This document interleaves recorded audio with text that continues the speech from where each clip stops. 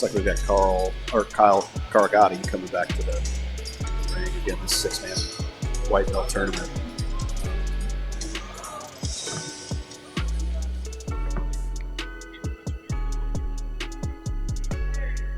Fidel Hernandez, I believe, his opponent.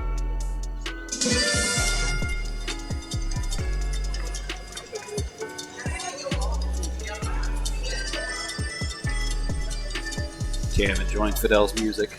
All right, I keep calling him Cam. I believe it's Kyle. I've got Cam written down on my sheet here.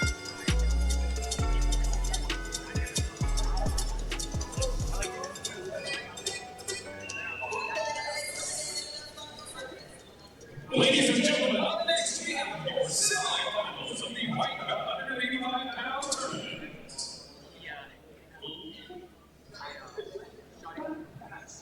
Fighting out of the blue corner, representing Fidel of Lexington, Kentucky, Cai Carugati. It is Kyle. I stand corrected. And his opponent out of the blue corner, representing 4 seasons martial arts in Lexington, Kentucky, Fidel Hernandez.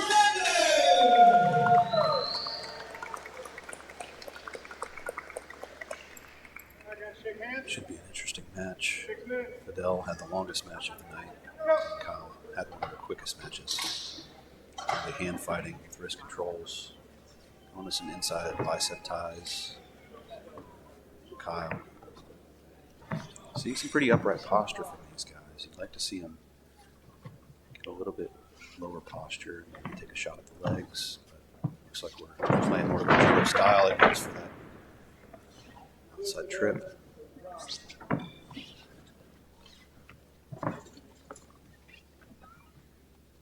Collar tie, bicep ties, double biceps.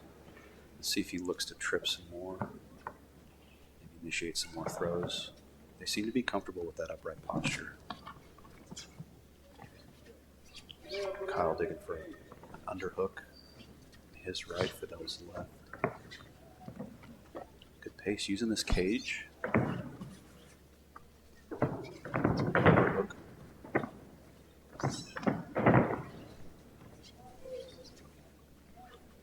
Kyle looking pretty comfortable with that. Switching from right to left collar ties and still maintaining that inside control with the bicep ties. Now looking to potentially find an underhook here.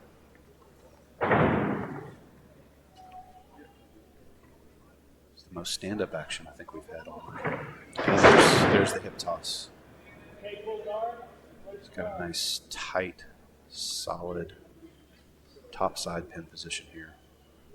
With an arm exposed. There's no frames other than the inside frame, and he steps over easily to full mount. Let's see if he looks to use those grapevines. Again, he is pretty heavily grapevining those legs in that top mount position. It makes it very difficult for Fidel to bridge out of. Heavy, heavy shoulder pressure on the face and jaw of Fidel. See if he looks to isolate for that underhook again. Right now, just looking for a potential smother choke here on top from Kyle.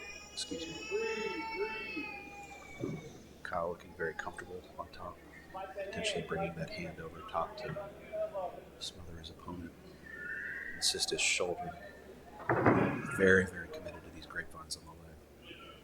Again, making it extremely, extremely difficult for Fidel to bridge out of that. Not having an arm trapped is interesting here. If Fidel can free his legs from those grapevines, he might have the potential to trap and roll that arm.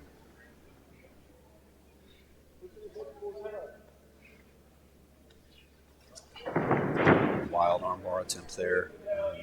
Kyle maintains that top side pressure.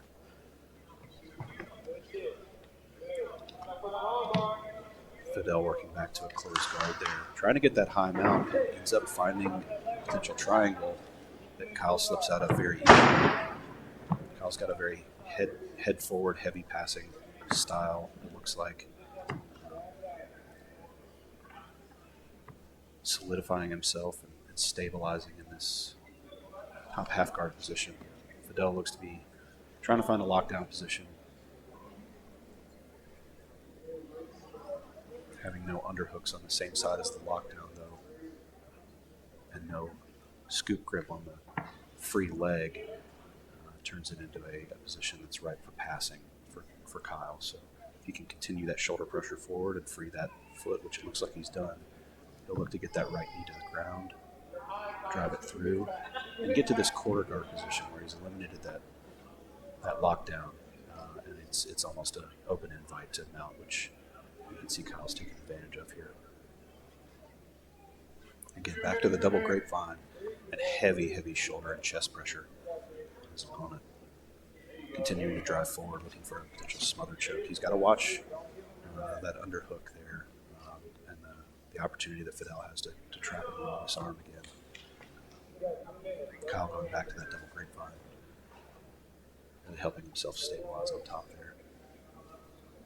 I'd like to see Kyle start to use those grapevines, and once the bucking and the explosiveness is stopped, really trying to find underhooks or the opportunity to pin maybe your wrist above Fidel's head. Looking to accomplish one of those early on objectives that we learned about in jiu-jitsu, which is separating those elbows from the rib cage, and then ultimately isolating an arm or both arms above our opponent's head in this mounting position. Arms are stronger, framed up in close to our body with our elbows close to our rib cage, creating space between our chest and our opponent's chest. But here, Kyle's done a good job of utilizing those grapevines there to really expose the space underneath Fidel's arms. And again, he's working for what looks to be almost the exact same spot that he finished the arm triangle from previously. He's looking to clear that mount position, potentially exposing his back here. Fidel's got a deep underhook. If he can get on his right side and trimp his hips away, use that hip escape. Oh, Kyle does a good job of shutting that down. Again, Kyle's working for that heavy shoulder pressure, and he passes easily again to mount. Kyle spent a lot of time in mount tonight, guys. A little wild with his setups for those limbs. I'd like to see him work to control a little bit better, but Kyle rides that out in a pretty dominant fashion on top there. So we'll see this go to that EBI overtime again. It'll be a coin flip in the middle. We're going to have one overhook, one underhook. Then Fidel's going to also be able to get some defensive hands in place. Cam immediately pulls that underhook out, starts to get to a gable gripped position.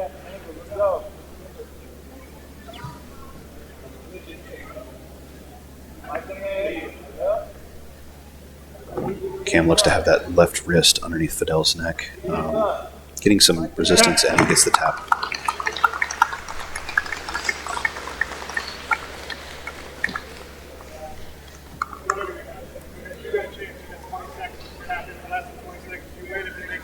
So Fidel is going to have an opportunity here to start on this back. He's got 20 seconds to submit Cam. It's going to be tall order. Cam seems to be pretty dynamic. And he is out very quickly. Nice dynamics. For your winner, Cai Carugati!